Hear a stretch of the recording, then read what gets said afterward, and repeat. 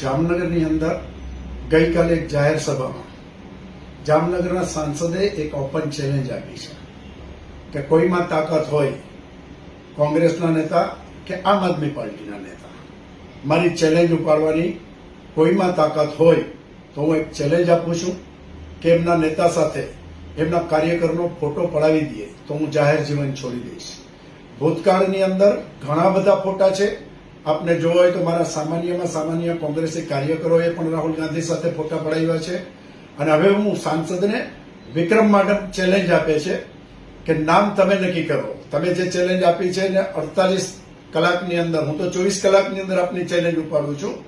આપ 48 કલાકમાં મને જવાબ આપજો. નામ ચોઈસ કરવાનો અધિકાર પણ આપને આપું છું. કોંગ્રેસનો કોઈ પણ કાર્યકર, કારણ કે મારા માટે સામાન્ય કાર્યકર નથી, મારા માટે તમામ કાર્યકર મહત્વના કાર્યકર છે. નામ તમે નક્કી કરો. 48 કલાકમાં મને એનું નામ આપો. એ કાર્યકરનો ફોટો રાહુલ ગાંધીને સાથે રાખીને એમનો ફોટો પડાવીને આપ કયો એ જાહેર મંચ ઉપર હું ડિક્લેર કરીશ. જો એ જાહેર મંચ ઉપર રાહુલ ગાંધીની સાથે એ કાર્યકરનો ફોટો નહીં પડાવી શકું તો જાહેર જીવન હું છોડી દઈશ.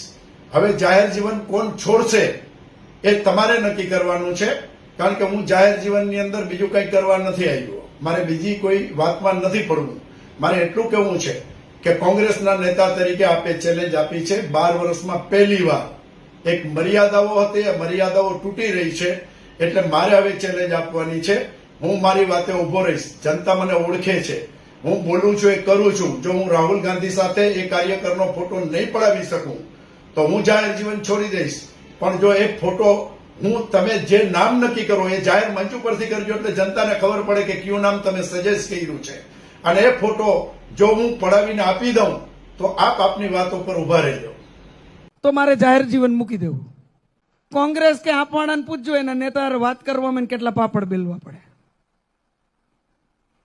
એ નેતા રે આમ એક 1 to 1 ઉભા રહીને ફોટો ઈ જો પડાવી દે ને તો મારે જાહેર જીવન મૂકી દેવું.